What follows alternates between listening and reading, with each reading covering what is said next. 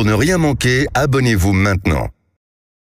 Les Vraies Voix Sud Radio, le coup de projecteur des vraies voix. Et donc le ministre de la Transition numérique, Jean-Noël Barrot, a présenté ce matin en Conseil des ministres la loi numérique visant à sécuriser Internet. Entre autres mesures, la loi qui va s'attaquer au blocage des médias de propagande sur Internet et contre la haine en ligne, avec des mesures assez plutôt fortes, Philippe. Oui, contre la haine en ligne, il reviendra aux réseaux sociaux de suspendre les comptes des jugés et de leur interdire la création d'un nouveau compte de 6 mois à 1 an, pendant un délai de 6 mois à 1 an en cas de récidive. Pour le blocage des médias de propagande, l'Arcom a le pouvoir de stopper la diffusion des médias interdits à l'échelle européenne pour propagande ou ingérence étrangère. Est-ce que vous pensez que ces mesures sont liberticides? Parce que où commence la haine en ligne, où est-ce que ça se termine? Est-ce que c'est un simple nom d'oiseau, c'est de la haine? Ou est-ce que vous pensez que c'est très bien, qu'il faut tout réguler? Dans tous les cas de figure, venez nous le dire au 0826 300 300. Ouais, et effectivement, cette question, loi sur le numérique, peut-on encadrer la parole sans toucher à la liberté d'expression? Vous dites non à 89%. Et notre invité pour en parler, Fabrice Epelboin, est avec nous, enseignant et entrepreneur spécialiste des réseaux sociaux. Bonsoir, merci d'être avec nous en direct. Bonsoir. Petite question à nos éditorialistes du jour. Encadrer la parole sur les réseaux sociaux, Philippe Bilger, liberté d'expression, est-ce que c'est compatible? Alors Cécile et Philippe, à partir d'une approche très rapide et superficielle, j'ai lu les journaux cet après-midi, ils donnent des résumés. Il y a quelque chose qui me frappe, ce projet d'un ministre dont j'ai très bien connu le père, en réalité, m'a permis de comparer des époques différentes. Il y a quelques années, il y a 20 ou 30 ans, il aurait été extrêmement difficile d'encadrer la rançon de la liberté d'expression et les dérives qu'elle pouvait entraîner, parce qu'elles étaient quasiment si proches de la liberté d'expression dans sa pureté qu'on aurait tout emporté en même temps. Aujourd'hui, avoir à peu près correctement le projet de loi, il me semble qu'il distingue parfaitement ce qui relève de la liberté d'expression et qui doit être sauvegardé de dérives intolérables, inadmissibles, qui n'ont rigoureusement rien à voir avec la liberté d'expression. Donc il me semble que ce projet du ministre Barrot me semble pertinent. Elisabeth Lévy. D'abord, pour répondre à votre question, la liberté d'expression, qui est un des principes constitutionnels, un des droits les plus précieux de l'homme selon les rédacteurs de la Déclaration des droits de l'homme, c'est l'article 11. Donc elle a une mention spéciale, cette liberté, et de toute façon, comme toutes les autres libertés, comme tous les autres droits, encadrée. Elle ne peut être limitée que ces abus sont réprimés selon les conditions prévues par la loi. C'est quelque chose comme ça qui est dit dans cet article. Donc, il n'y a pas de liberté d'expression absolue nulle part. Dans aucun pays, toute société se définit par ses interdits. Alors évidemment, on souhaite que ces interdits soient le plus faibles possible. Et toute la question qui est posée par les réseaux sociaux, là je parle sous le contrôle d'un magistrat qui a exercé à la 17e, c'est en réalité de faire respecter le droit de la presse. J'explique, la 17e, c'est la 17e chambre correctionnelle où on juge les délits. Oui, pardon, je vous prie de m'excuser. Je vous prie de m'excuser. Donc vous avez raison. Et donc qui juge des diffamations, des injures, et je sais plus quels sont les autres, mais enfin qui juge de ces délits-là. Et tout le problème, c'est comment faire respecter ces mêmes lois qui existent, si vous voulez, l'incitation à la haine, etc., sur les réseaux sociaux. Et alors là, où j'ai pas fait comme Philippe, j'ai moins bien travaillé.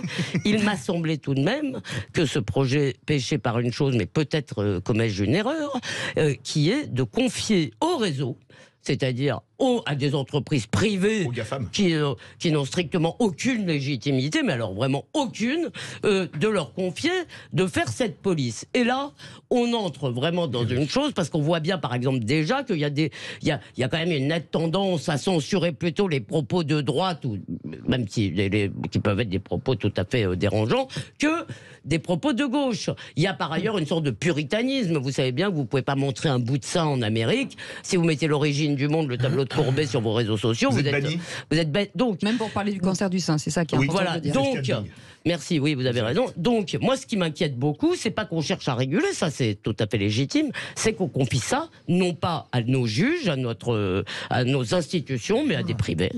Voilà. Faut-il une régulation? Oui. Nous savons tous que la haine sur les réseaux sociaux, les meutes qui se constituent, peuvent amener des personnes à se suicider, à en finir. Oui, et à perdre leur boulot, déjà. Samuel Paty, ça a commencé comme ça, il ne faut pas l'oublier. Je ne crois absolument pas, comme Elisabeth, à l'autorégulation. Ah non, je n'ai pas dit que je croyais, j'ai dit la justice. Non, mais pardon. Que les plateformes s'autorégulent, je n'y crois absolument pas. Je crois beaucoup à l'idée de l'éducation. De l'éducation aux réseaux sociaux, ce qu'on peut aller y chercher, ce qu'il faut rejeter. Il faut quand même se dire, ça peut être un cloaque de pestilentiel avec des choses effroyables. Moi, toutes les journées, on a le cœur retourné, l'estomac et le reste. Donc il faut aller y chercher ce dont on a besoin. Il peut y avoir des choses passionnantes d'ailleurs. Savoir faire le tri, mais ça demande aussi de l'éducation aux réseaux sociaux. Avant de restreindre forcément la liberté d'expression, Fabrice Epelboin, est-ce que la France est capable de ça, en fait? Est-ce qu'on a techniquement la possibilité de mettre fin au harcèlement, à la haine sur les réseaux sociaux? Est-ce que c'est possible? Alors, distinguons différentes choses. Typiquement, les sanctions prévues par cette loi, l'interdiction de revenir sur les réseaux sociaux après une sanction, ou le filtrage ou la censure, comme vous voulez, de certains contenus qui seraient inaccessibles en France, ces mesures se contournent aisément. Ça fait plus de 10 ans que ce genre de mesures sont utilisées dans tout un tas de pays, et que les mesures de contournement sont connues, reconnues et circulent très largement. Au mieux, on empêchera des gens qui n'avaient pas l'intention d'accéder à ces contenus d'y accéder. Ça peut permettre de filtrer des sites d'arnaque, typiquement, pourquoi pas, mais en aucun cas ça n'établira un régime de censure. Ça établira ce qu'on appelle un safe space, dans lequel des gens qui ne chercheront pas à contourner les limites imposées par l'État, qui seront faciles à contourner, j'insiste là-dessus, ne trouveront pas certains contenus. Et cette loi on ne pourra pas l'appliquer. C'est une loi du numérique qui, comme beaucoup, consiste à interdire la gravité les jours fériés et le week-end, de façon à désengorger les services d'urgence de petits vieux qui se cassent le coccyx. Ça n'a aucun sens technologiquement parlant, même si ça attaque un vrai problème. Ensuite, le fait de pondérer la haine en ligne, c'est compliqué. C'est compliqué d'une part parce qu'effectivement... Et déjà, la haine, ça commence où ? Alors ça, c'est un autre problème. Ça, c'est au législateur de le définir et au juge de le définir au fur et à mesure des sanctions. Oui, mais c'est pas un délit, la haine. Le problème, c'est que, d'une part, c'est pas un délit, mais surtout, cette fonction de justice va être déléguée à des GAFAM. Et là, c'est quand même, outre le fait que ce sont des sociétés américaines, de culture américaine, et qui ont des velléités de soft power. Je pense que tout le monde a entendu parler aussi bien des Twitter Files que d'une myriade d'affaires d'influence qui sont passées à travers les réseaux sociaux, qui clairement mettent la France dans une situation de dépendance totale et de perte absolue de souveraineté dans cette dimension du cyber. Dans les réseaux sociaux, la France n'existe pas. Elle n'existe qu'à travers des plateformes essentiellement américaines et depuis peu chinoises. Et donc, c'est aux Américains et aux Chinois que vont revenir le rôle de décider de ce qu'est de la haine et de ce qui n'est pas de la haine, et d'appliquer toutes ces charmantes sanctions, avec des autorités, a priori l'Europe, qui va taper sur les doigts des différents réseaux sociaux au fur et à mesure, qui trouvera des infractions par milliers, parce qu'on a affaire à un type d'infraction qui est une infraction de masse, comme la consommation de la marijuana, ou comme hier, il y a 10 ans, le téléchargement de contenu illégal. Rappelez-vous d'Adopi et du fiasco de la loi Adopi. Oui. L'un des fiascos s'explique par le fait que cette loi, techniquement, essaie de s'attaquer à un délit de masse. Et donc, on a d'une part pas les ressources en matière de judiciaire pour faire intervenir la justice. Du coup, on délègue à des solutions techniques sans comprendre les solutions techniques. Donc, malheureusement, j'ai peur que ça n'avance pas à grand-chose, si ce n'est de faire croître un sentiment en France de censure de la part d'une autorité plus ou moins intelligente, plus ou moins orientée, qui s'attaque très nettement au sentiment de démocratie. Sur le sujet du harcèlement, est-ce que ça, délit de masse, je ne sais pas si ça concerne le harcèlement, mais à quel moment, sur le harcèlement, on a pas mal de gens autour de nous qui ont été harcelés, de nous, j'entends de Français qui se disent harcelés sur les réseaux sociaux, que ce soit les enfants ou même des adultes. À quel moment on pourra définir que quelqu'un est harcelé ? Est-ce qu'il y a une gradation, et comment le définir en fait ? De mémoire, je crois que la loi Chappelle définit de façon assez claire. Il y a la notion de répétition, la notion de ciblage. Ça a été défini. Le problème, là encore, c'est que c'est une infraction de masse. Que ça concerne des millions, typiquement des millions d'adolescents sont victimes de harcèlement. Les adultes, un peu moins. Les adultes VIP que nous sommes, parce qu'on a beaucoup de followers sur tel ou tel réseau social, un peu plus. Mais c'est un phénomène qui est courant au sein de la jeunesse. Donc là encore, qu'est-ce qu'on va faire? On va engorger les tribunaux avec des centaines de milliers de plaintes. À écouter tout de même le spécialiste que vous êtes, je ne peux pas m'empêcher d'avoir une approche très pessimiste et qui résulte de votre propre intervention. Puis-je vous demander, au fond, si les fléaux indiscutables qui constituent des verrues par rapport à la belle liberté d'expression, vous voyez les moyens aujourd'hui, sur le plan national et international, d'y remédier, parce que j'aimerais que vous nous proposiez, en tant que spécialiste, vos solutions. Alors, les solutions, on peut aller les trouver ailleurs. Typiquement, en Chine, ça fait une quinzaine d'années que les réseaux sociaux inondent et parcourent la société chinoise. Et évidemment, l'État n'a pas délégué ça à l'entreprise privée, en tout cas que partiellement. Et l'État prend en charge ça à travers de la gestion, de la modération, de la censure, de tout un tas de choses. Ça concerne 1 à 2 millions d'employés pour une population sur les réseaux sociaux qui est même pas du milliard. Donc ça vous donne une ordre d'idée de la masse salariale qui devrait augmenter chez Facebook, Instagram, TikTok ou Twitter si on voulait traiter des territoires comme les États-Unis et la France qui constituent un pool de population tout à fait comparable à la Chine. Et ça, c'est un réseau qu'ils gèrent eux en plus. Ils le gèrent eux. Donc oui, pour moitié, c'est des fonctionnaires d'État. Oui. C'est complètement impossible. Le modèle économique de Facebook, Twitter et consorts ne permet pas de payer et d'avoir une telle masse salariale. Donc la seule approche raisonnable, alors soit c'est d'aller vers la Chine, c'est-à-dire d'avoir un corps magistral, d'engager des dizaines et des centaines de milliers de juges pour juger ce genre d'affaires au fur et à mesure. Je ne crois pas que ça soit une super idée, ou de déléguer intelligemment chez les GAFAM. La seule approche qui est viable, économiquement parlant, c'est de l'automodération, en quelque sorte. C'est-à-dire que, grosso modo, c'est l'approche qui a commencé à prendre Twitter.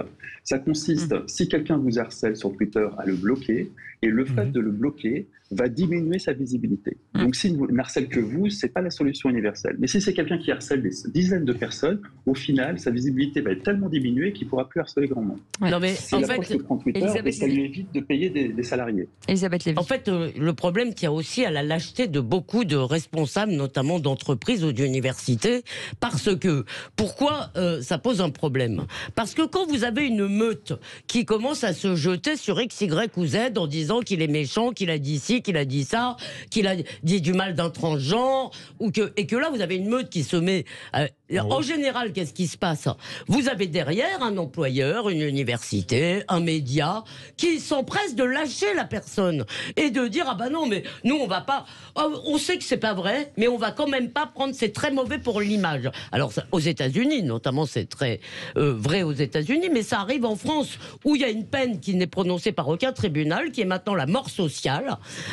Si vous avez regardé Les seins d'une fille quand vous aviez 12 ans et que on vous en accuse 40 ans après, vous pouvez tout à fait... Alors oui, c'est les dommages collatéraux. Je caricature. Oui. Non, mais ce que je veux dire, c'est que c'est à l'ensemble de la société de dire je me fiche je ne prends pas pour une information ces lynchages, et surtout je ne vais pas me coucher devant les meutes. La réalité, c'est que si on se couchait pas devant ces meutes, elles n'auraient aucune espèce d'influence.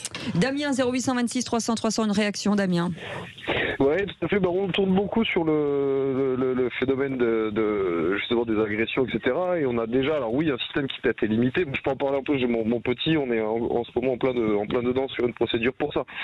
Donc on a quand même un système qui fonctionne et qui est prévu, même si effectivement sur de grande ampleur, il est difficile à tenir.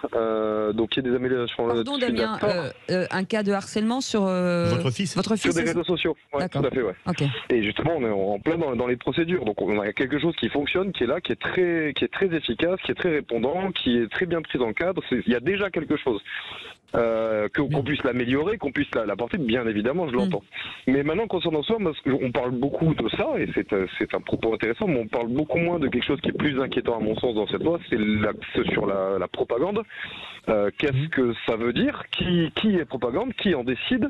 Parce que des exemples de propagande, on peut en trouver, on n'a pas besoin de sortir du pays. Pour en trouver, on n'a pas besoin de sortir de nos frontières, on peut déjà voir certaines choses qui ressemblent beaucoup. Ça dépend du côté du côté dans lequel vous êtes. Non, mais il y a quand même des choses qui, voilà, donc qui va décider de ça? Moi, je trouve qu'il y a autant des belles choses qui sont portées, qui sont intéressantes, effectivement, qui répondent à une vraie problématique. Mais j'ai très peur qu'on essaye de glisser là-dedans aussi des choses comme sur la propagande. Et à ce moment-là, il y a potentiellement une dérive qui, au vu des dernières lois qui passent ces dernières années, commence à faire vraiment très peur. Et ça commence à faire très orwellien quand on commence à prendre du recul. Et je me méfie énormément, notamment de cet aspect-là de la loi qui est prévu. Vraiment. Merci Damien, en tout cas, de votre témoignage, et vous embrassez bien pour nous, votre petit.